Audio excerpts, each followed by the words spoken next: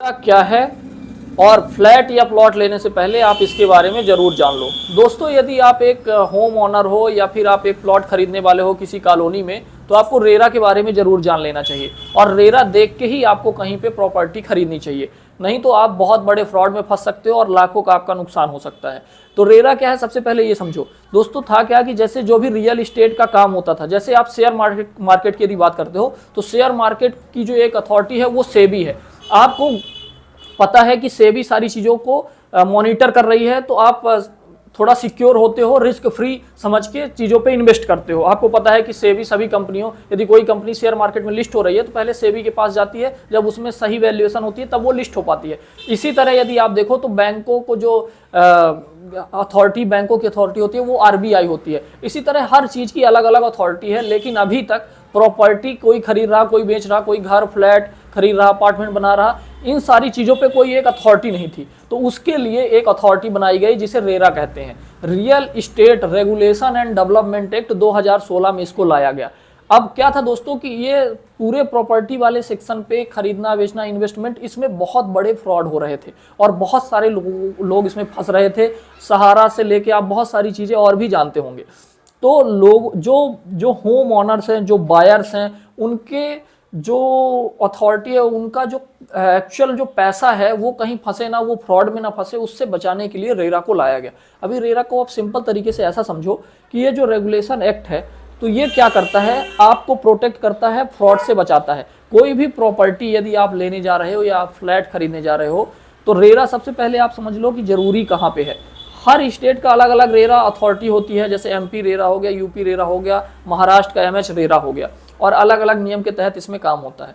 अब समझो, रेरा पे यदि आपका कोई छोटी सी प्लॉटिंग कर रहा है, 5-7 प्लॉट के हैं, तो उसमें इतनी आवश्यकता नहीं होती है। 500 स्क्वायर मीटर तक की एरिया से यदि कोई ज़्यादा का काम कर रहा है तो उसमें रेरा जरूरी होता है।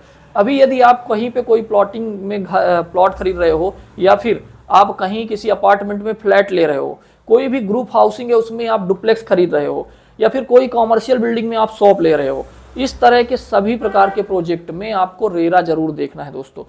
अभी आपने रिसेंट में न्यूज देखा कि लोगों ने 50-50 लाख, 60-60 लाख रुपए के फ्लैट खरीदे, और बाद में जब वो फ्लैट में गए, एक तो समय से उनको फ्लैट नहीं मिला, और जब वो फ्लैट में गए तो उन्होंने देखा इतना गंदा काम हुआ था कि उनके पूरे पैसे बर्बाद हो गए। यही सारी चीज़ों से लोगों को बचाने के लिए, आपको फ्रॉड से बचाने के लिए, आपका पैसा ना डूबे इससे बचाने के लिए, सेफ और सिक्योर रियल इस्टेट बनाने के लिए रेरा एक्ट लाया गया। अब रेरा एक्ट करता क्या है दोस्तों? रेरा क्या करता है कि जो आपके बिल्डर और डेवलपर हैं, उनको आपको एक तो टाइम डिलीवरी इंश्योर करता है। यदि आपको किसी बिल्डर ने बता रखा है कि इतने समय में आपका फ्लैट मिल जाएगा, इतने रुपए में मिल जाएगा, तो उस समय पे उसको देना पड़ता है। फिर कई लोग क्या करते हैं कि जो एरिया दिखाते हैं कि ये कारपेट एरिया है, उस कारपेट एरिया को छोटा कर देते हैं।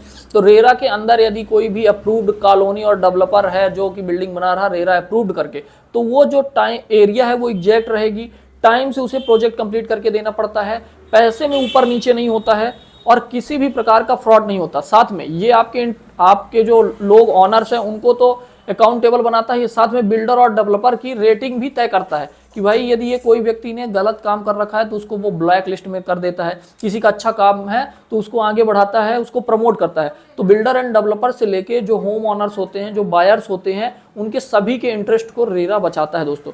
कई बार लोग बहुत डिले करते हैं तो उसके लिए रेरा बिल्डर्स डेवलपर्स को पेनाल्टी लगाता है और उनको इंटरेस्ट लगाता है, जिससे वो जल्दी और टाइमली काम और प्रोजेक्ट कंप्लीट करके दे जो उन्होंने बताया है। रेरा का मतलब सिंपल सा ये है कि जो जो चीज़ें बताई गई है करने के लिए वो करके दी जानी चाहिए, और वो भी टाइमली दी जानी चाहिए। जितना पैसा बताया गया है उस पैसे को सही तरीके से ली जाना चाहिए, और आपका पोजीशन जो है वो सही टाइम पे आपको मिलना चाहिए। इसीलिए रेरा बहुत ज़रूरी है। और कहीं भी आप परमिशन, कोई भी प्लॉट या प्रॉपर्टी इन्वेस्टमेंट आप कर रहे हो तो रेरा आप जरूर चेक कर लो कि रेरा से वो परमिशन है उसकी या नहीं।